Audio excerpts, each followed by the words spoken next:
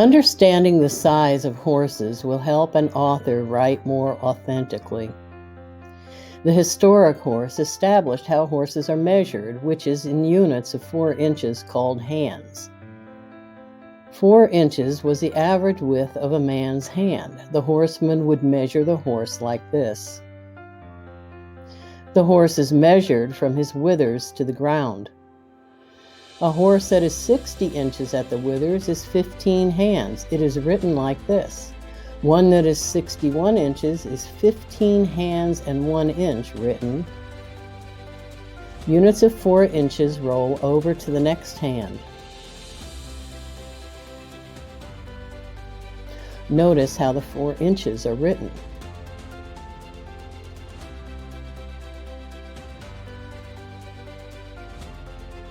While a horseman may say a horse is 15.5 hands high, he will never write 15.5 hands.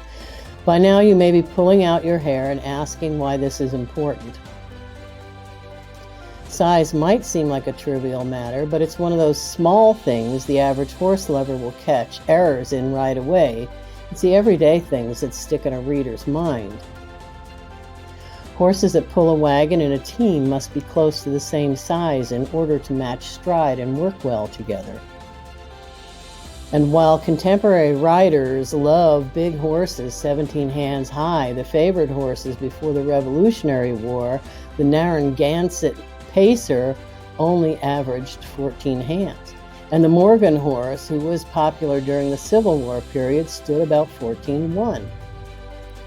Draft horses like this guy who pulled heavy wagons and helped lay rails for the train might be 17 hands or more, but draft horses were not imported to America until the second half of the 19th century. This pony is 12.3 hands high and weighs 500 pounds. The average riding horse standing 15.2 to 16.2 might weigh 1,100 pounds. This draft horse is 17 hands and weighs 1,850 pounds. Some draft breeds grow to 18 hands and weigh 2,400 pounds. A small child riding a giant draft horse certainly paints a different picture than a large adult riding a Narragansett Pacer. The U.S. cavalry sought horses that were 15.2. They considered this size the most durable and athletic.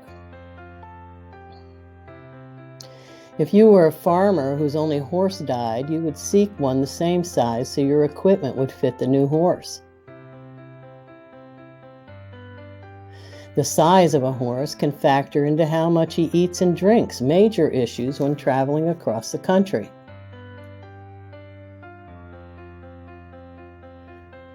And how might an author use this information in their writing? What if your heroine walks 15 miles to purchase a horse of a certain description? What does she find once she arrives, dirty, tired, and hungry? What if your hero catches wild horses with the intention of selling them to the cavalry? Check out my blog post, Writer, What Size is This Horse? For more tips on riding with horses, visit my website, barbaraellenfox.com. Links are in the lesson notes.